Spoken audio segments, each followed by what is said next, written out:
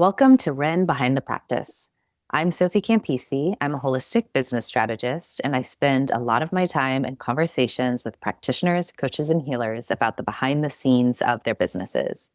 What I started noticing is that some of the most honest, important conversations about building a practice were happening quietly, one-on-one, behind the scenes, and often in isolation. Most practitioners are incredibly skilled at the work that they do with their clients, but very few of us were ever taught or trained in how to build a successful startup business. And suddenly, we're left trying to figure it out on our own. This podcast exists to bring those conversations forward: the dreams, the uncertainty, the highs and lows, the recalibrations, and the messy middle. My hope is that by normalizing these conversations, we can soften the stigma, feel less alone, and start closing the gaps together. Today's guest is Georgia Thelen. Georgia is a mom of two, certified nutritionist, hypnotist, energy healer, and pain reprocessing therapy coach. She aims to teach safety and wholeness to her clients so they can become pain-free and self-fulfilled. Georgia, it's so great to have you here today. Thanks for joining me. Thank you so much, Sophie. I appreciate it. Happy to be here with you today. Before we look behind the scenes, can you share with us a little bit about the work that you do? Yeah, absolutely. I would love to. So I started my business, Peachy Keen Wellness and Nutrition, in the fall of 2020, amidst all of the COVID shutdowns, pandemic, all of that good stuff. And I was seeing really a great need, not only just in myself, but in the community here in central Indiana as well, of mothers being postpartum, especially during this heightened, scare time of COVID and everything like that. Just feeling so isolated and alone. A lot of us were having mental health issues and crises. I myself was dealing with postpartum depression.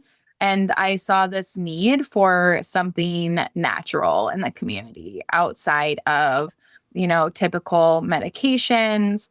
Therapy was going great as well, but there was just something deeper. So I decided to dive into nutrition specifically for mental health, even more specifically for postpartum depression, PMS, and PMDD, which is premenstrual dysphoric disorder. All three of these are very highly connected and correlated. And I really went down the deep dive of that into nutrition. And lo and behold, I realized, gosh, the rabbit hole goes so much deeper. So in the last few years, I have actually gotten certified in quite a few things that help us along with nervous system regulation and really taking that holistic approach to healing the body.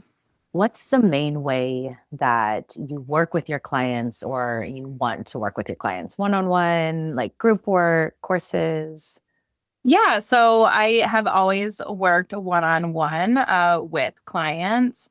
I see women, men, and children as well. My main modality now, I do still do a little nutrition work with clients, of course, but the main modality I use now is actually pain reprocessing therapy.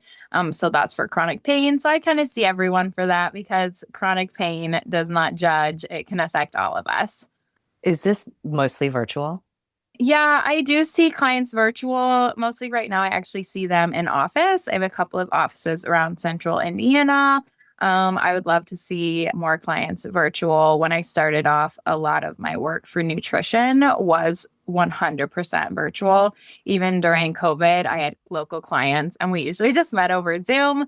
But yes, nowadays, I kind of do a mixed bag of both. Is your existing client base mostly coming through referrals, like in your in-office?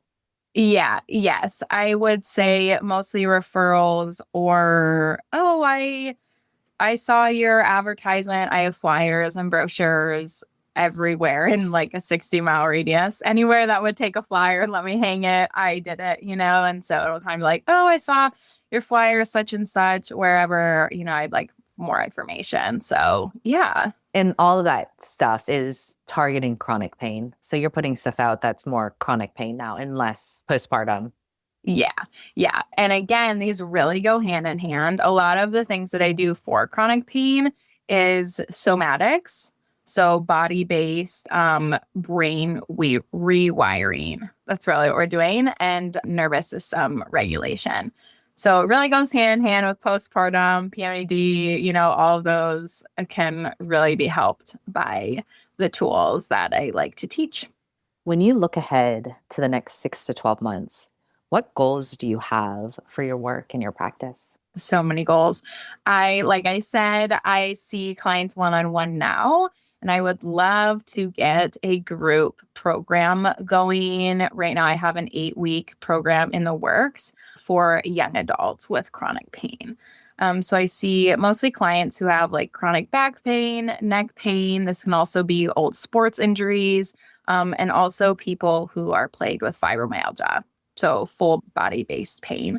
And there are just so many young adults, especially again, kind of post COVID, where these chronic pain issues are really popping up for these younger kids and teens.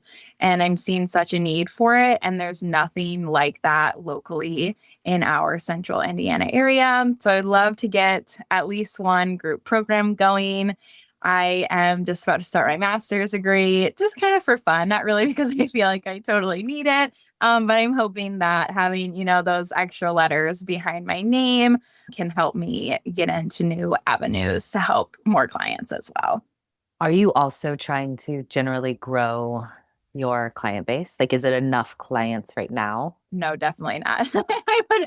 I would love to find more clients. I would love to have 15 to 20 regular clients a month. If I'm doing group, of course, I'd work the numbers out. But yeah, I am hoping to get some more virtual clientele. I love to do pain reprocessing and hypnosis, and some of the somatic work can honestly be so powerful when we're on Zoom because you as a client can be in your home, in your own space, right? And that's where you're most comfortable versus you coming into my office where you're like, oh, this is a new area. I have to drive there. And a lot of people get really anxious about that, right? So, yeah. So, hopefully, trying to get more long distance clients, get a few in person as well. And then starting a group program would be totally ideal for me. Yeah. What do you feel like you need to do to get there? I'm kind of right now in this phase where I am really just reaching out to the community. I'm trying to find out events where I can go as a vendor, as an attendee, where I can meet the right people or meet the people who can introduce me to the right people or meet the people who are looking for my services, kind of whatever it is. Right now, I'm just doing a lot of heavy networking just to just kind of to meet the right folks. So, local networking. Yeah, definitely. Yeah. Have you had any success with the virtual side of the business, getting clients from outside of your local community? Yes. Yeah. So when I started in 2020, obviously, like everything was virtual, right? Everything was virtual for all of us for what, at least 2 years, almost, year and a half, 18 months. And that was when I know you and I have talked about getting business coaches and everything like that. So I found a few business coaches and invested and invested and invested for fully virtual, like high ticket programs. And so that's how I actually started building my business up. And the marketing for me just got too timely, too costly. So I've kind of gone from being 100% virtual, not having any in person locations and office to actually bring people to kind of swinging all the way to the other side of the pendulum. And like I mentioned, I have done a lot of virtual hypnosis. It's so fun, it works great.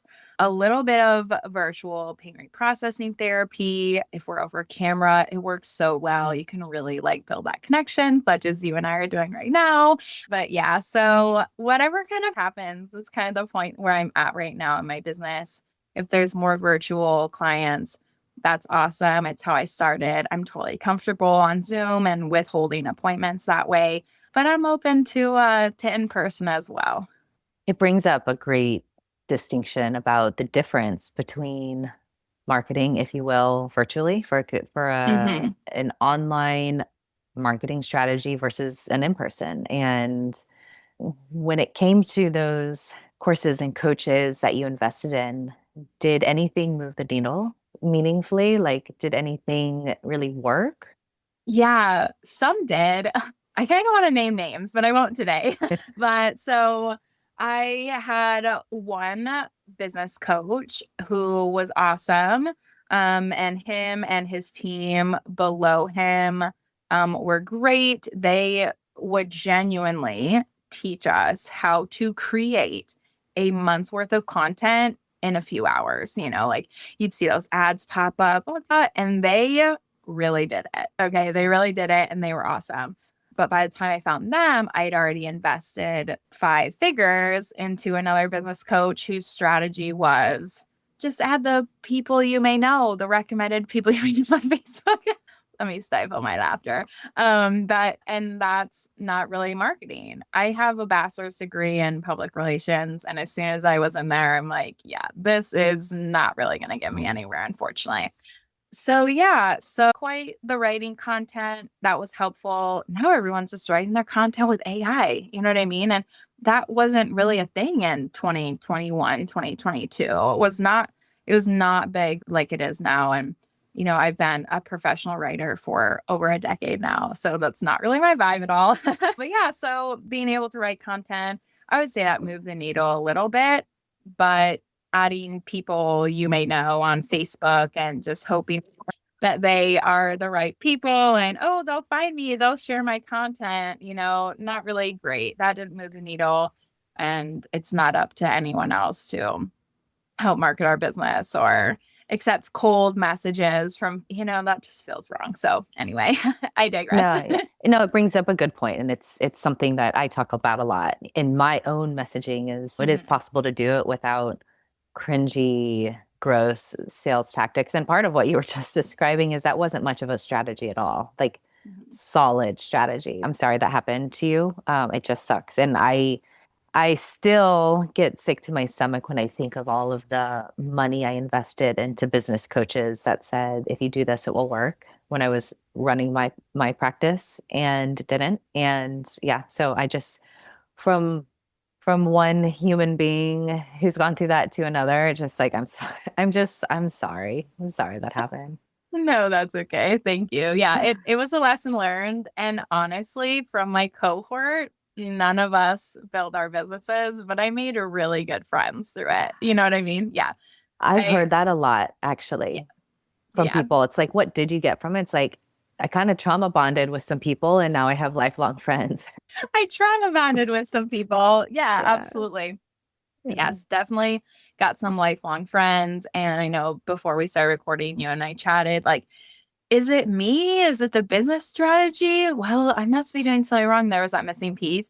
And once, all several of us were thinking and saying out loud, hey, it's not working for us either. I don't think it's us and our gifts. I think it's what we're being taught is not right for us in marketing. That kind of clicked. And I think that's when we all bonded on a little deeper level there for sure. Yeah. Yeah, there's so much power to the speaking out. And I'm Hmm. having to come to terms more with the reality of, now I do business strategy. Now I am a business strategist. I don't call myself a business coach because I don't do, here, try this tactic. I take Hmm. people through a specific here, point A. And then at the end, I'm taking you to point B. This is what you will get from it. But Hmm. I'm having to come to terms more with, yeah, just a lot of people have a lot of broken trust for people not like me, but people who are business coaches or purport to be business coaches or business experts. And Hmm. I'm coming to terms with that more because for me, that means there is also more trust to be built. And the reality of, yeah, there is a big shadow side of that in this industry that I didn't realize when I got into it. I guess I did because I was the person that hired all the people and failed, but I'm such an Hmm. optimist. And I think like I have such like a pure spirit. I don't think of people as bad. I just assume everyone is doing their best. And then I'll just be like, oh yeah, like shoot, like I made a mistake, learn from it, move to the next. But having more of these conversations. I'm having to come more to terms with the reality of that there is a shadow side to all of this Definitely. that burned a lot of people. Yes. I appreciate you saying that.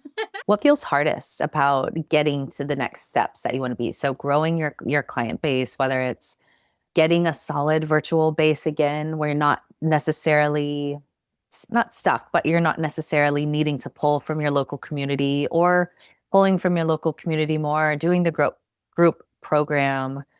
What feels hardest about putting all of that into motion and getting there?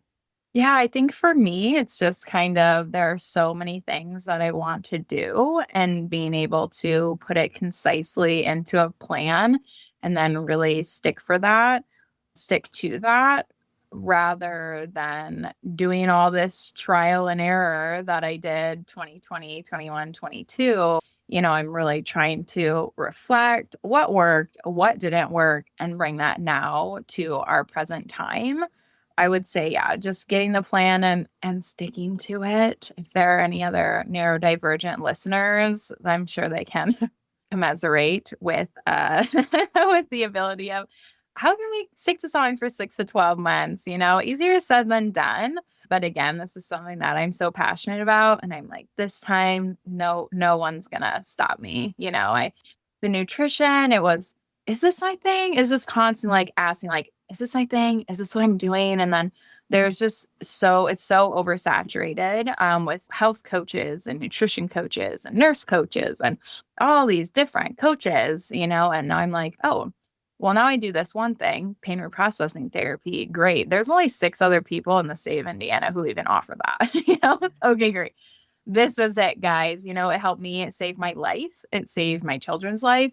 It saved, some of my clients' lives. It saved thousands of people around the world their lives using pain reprocessing therapy since this came to creation and fruition. I think it was 2021, 2022 it was created and tagged, patented, and all that good stuff. So yeah, just really sticking to the plan, getting the word out there. Gosh, I'd love to make a webinar about everything. It's so interesting. PRT is based in neuroscience. It's really nerdy stuff. It can really get into the weeds. But yeah, so just kind of figuring out the proper steps for me to take, whether I do decide I want to go more in person or more in virtual. Or both. Can I slow my time? I don't know. I'm already doing so much, Sophie. Why not? I know for those of you that haven't heard this part, Georgia's also a mom of two, and she homeschools her children. And if you're a mom out there, you know that that's like what we're dealing with as being mothers, good mothers to our children, and choosing to answer the call to service still and see how we can help more other people. Like, not for the faint of heart. Definitely, yeah. It's a fun ride though. Yeah, for sure. When it comes to carrying out that plan, do you have a plan or you're going to make the plan and then see if you can follow it? Both. I Okay. definitely have a plan, but what I've learned from the last 30 plus years of life is that the plan doesn't usually go as planned.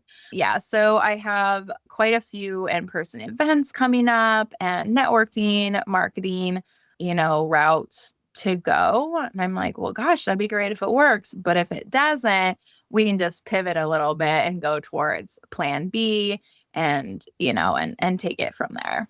Totally got it. So you are going to pull from what you've done over the past, let's say, 5 years or with Hmm. your other things and try to reapply with this new Hmm.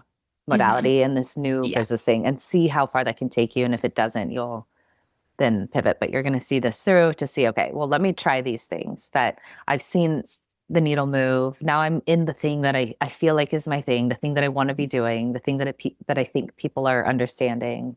Yeah, for sure. Yep. We're gonna take it. And if it doesn't work, yep, we'll pivot. I'm definitely sticking with this modality. Honestly, I think it really just comes down to who you know, who you talk to. I would love to get more active on like LinkedIn doing this kind of work and just reaching out to people in general don't really talk about their pain. No one likes to talk about that. When I had chronic pain, a lot of people in my life are like, oh my gosh, it hasn't ended yet. What do you mean? You're still having it? And so I think that wasn't just a me problem. That's a universal problem. And people have a lot of shame, and guilt and all of this, shadow work and shadow feelings around their pain or traumas that have happened to them. And so no one really touches on it. It's a little taboo, I found, to talk about your pain or your health issues, really, in general.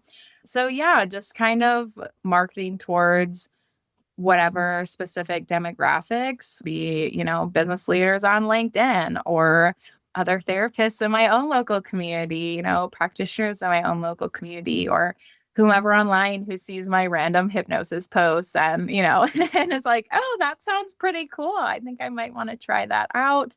Yeah, just really reaching out and finding those people.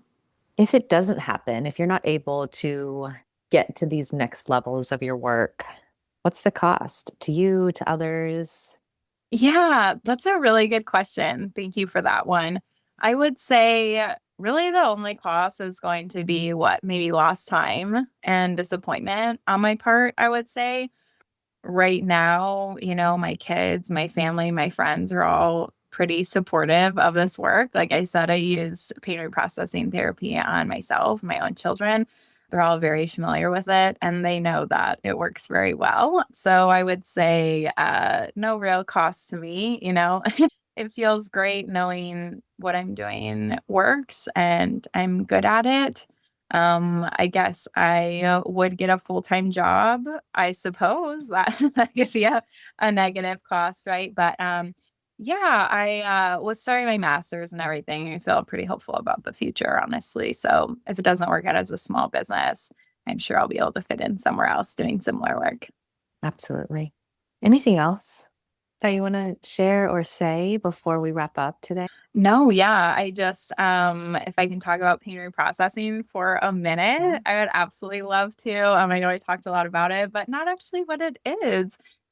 So it is a modality, a somatic modality, meaning a body-based modality for people with chronic pain, whether it be repeated sports injuries, back pain, full body pain, such as fibromyalgia, migraine. There are so many different things that we can use pain reprocessing therapy for. And essentially, what we actually do is rewire your brain. So when we have pain in our bodies, it's it's either structural or it is based on misrouted neural pathways in the brain. So pain reprocessing therapy actually works to rewire the brain.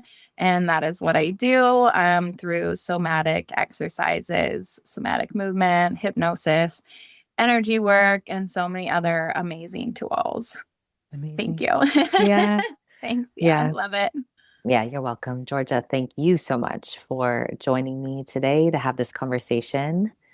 And if you're listening and any part of this resonated, you're in the right place, please reach out. I want to hear from you. And if you want to reach Georgia directly, the link to her website and the link to book a free discovery call with her are in the show notes. Thank you again, Georgia, and to everyone else. Thank you for listening, and we'll see you for the next episode of Ren Behind the Practice.